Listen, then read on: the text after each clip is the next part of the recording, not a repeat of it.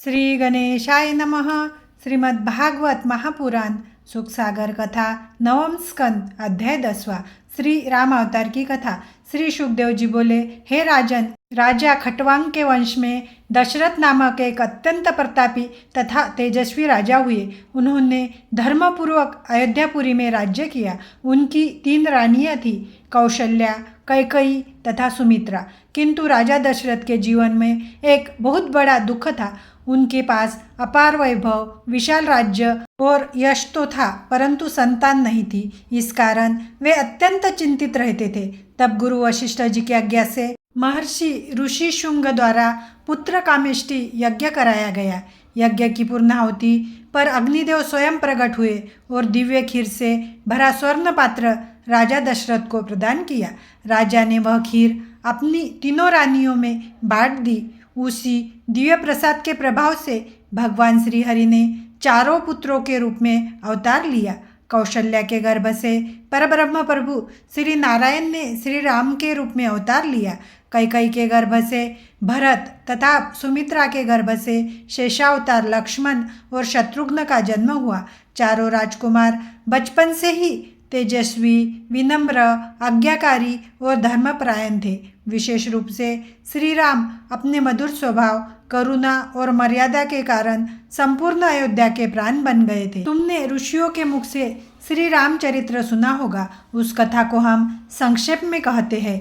जिन त्रिलोकीनाथ श्री रामचंद्र जी ने अपनी बाल्यावस्था में मारीच तथा सुबाहु जैसे राक्षसों का वध कर महर्षि विश्वामित्र के यज्ञ की रक्षा की, उन्हीं ने गुरु विश्वामित्र के साथ जनकपुरी जाकर भगवान शिव के उस महान धनुष्य को, जिसे कोई राजा उठा भी नहीं सकता था, सहज ही तोड़ दिया और माता सीता के साथ उनका दिव्य विवाह संपन्न हुआ। विवाह के पश्चात जब संपूर्ण अयोध्या श्री राम के राज्याभिषेक की तैयारी कर रही थी, तभी कैकई ने अपने 2 वरदान मांग लिए। पहला, श्री राम को 14 वर्ष का वनवास और दूसरा भरत का राज्याभिषेक। यह सुनकर राजा दशरथ बहुत दुखी हुए, लेकिन वचनबद्ध थे। श्री राम ने बिना किसी विरोध के पिता की वचन पूर्ति को अपना धर्म मानकर स्वीकार कर लिया। माता सीता और भ्राता लक्ष्मण भी उनके साथ वन को चले गए। वन में रहते हुए पंचवटी में जब लक्ष्मण जी ने सुपर्णखा के नाक कान काट दिए, तब खर, दूषण और त्रिशिरा सहित 14,000 राक्षस युद्ध के लिए आए, परंतु श्री राम ने अकेले ही उनका संहार कर दिया। तदुपरांत रावण ने साधु का वेश धारण कर माता सीता का हरण कर लिया। मार्ग में परम भक्त जटायु ने रावण से भीषण युद्ध किया, किंतु रावण ने उन्हें घायल कर दिया और सीता जी को लंका ले जाकर अशोक वाटिका में रखा। जब श्री राम मायामृग मारीच का वध करके लौटे और सीता जी को न पाया, तब वे मनुष्य लीला करते हुए अत्यंत व्याकुल हो गए। खोजते खोजते वे जटायु के पास पहुँचे। जटायु ने अपने अंतिम समय में रावण द्वारा सीताहरण का समाचार सुनाया। तब श्री राम ने अपने कर कमलों से जटायु का अंतिम संस्कार किया और उन्हें परम गति प्रदान की। इसके बाद श्री राम की भेंट शबरी से हुई। शबरी ने वर्षों तक अपने प्रभु की प्रतीक्षा की थी। उसने प्रेम पूर्वक अपने चखे हुए मीठे बेर श्री राम जी को अर्पित किए। भगवान ने प्रेम को ही सबसे बड़ा मानकर उन बेरों को बड़े आनंद से ग्रहण किया और भक्तवत्सलता का अद्भुत उदाहरण प्रस्तुत किया। इसके पश्चात श्री राम ने बाली का वध कर सुग्रीव से मित्रता की। सुग्रीव ने अपने वानरों को 4 दिशाओं में सीता जी की खोज के लिए भेजा। हनुमान जी समुद्र लांघकर लंका पहुँचे। माता सीता को श्री राम की मुद्रिका दी, उनका संदेश लिया और लंका दहन करके लौट आए। हे राजन, इसके बाद श्री राम ने वानर और भालुओं की विशाल सेना के साथ समुद्र तट पर पहुंचकर समुद्रदेव से मार्ग देने की प्रार्थना की। नल और नील द्वारा समुद्र पर महान सेतु का निर्माण कराया गया। उसी समय रावण के छोटे भाई विभीषण ने श्री राम की शरण ग्रहण की। भगवान ने उसे तत्काल अपना लिया और लंका का भावी राजा घोषित कर दिया। इसके बाद भीषण युद्ध आरंभ हुआ। हनुमान, अंगद, जामवंत, नल, नील, सुग्रीव आदि वीरों ने अद्भुत पराक्रम दिखाया। कुंभकर्ण और मेघनाद का वध हुआ। अंत में श्री राम ने रावण का संहार कर उसे भी अपने हाथों मोक्ष प्रदान किया।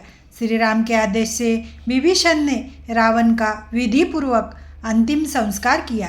फिर माता सीता को अशोक वाटिका से सम्मान पूर्वक लाया गया। भगवान ने वानर भालुओं की इच्छा जानकर विभीषण से कहा, माता सीता पालकी से उतरकर पैदल आए, जिससे सभी उनके दर्शन कर सके। माता सीता ने सभी को दर्शन देकर कृतार्थ किया और मनुष्य लीला करते हुए अग्नि परीक्षा देकर अपनी पवित्रता का प्रमाण दिया।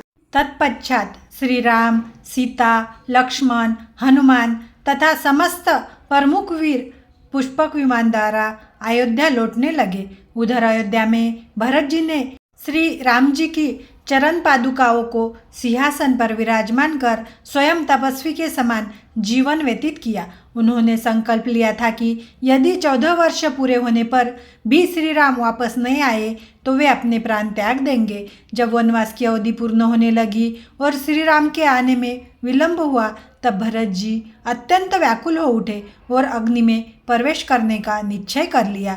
उसी समय श्री राम के आदेश से हनुमान जी वहां पहुँचे और उन्होंने श्री राम के शीघ्र आगमन का शुभ समाचार सुनाकर भरत जी को रोक लिया। जब श्री राम प्रयागराज पहुँचे तो उन्होंने हनुमान जी को अयोध्या भेजा। हनुमान जी ने भरत को श्री राम के आगमन का समाचार सुनाया। तब भरत जी, गुरु वशिष्ठ, मंत्रीगण और समस्त अयोध्यावासी श्री राम के स्वागत के लिए निकल पड़े।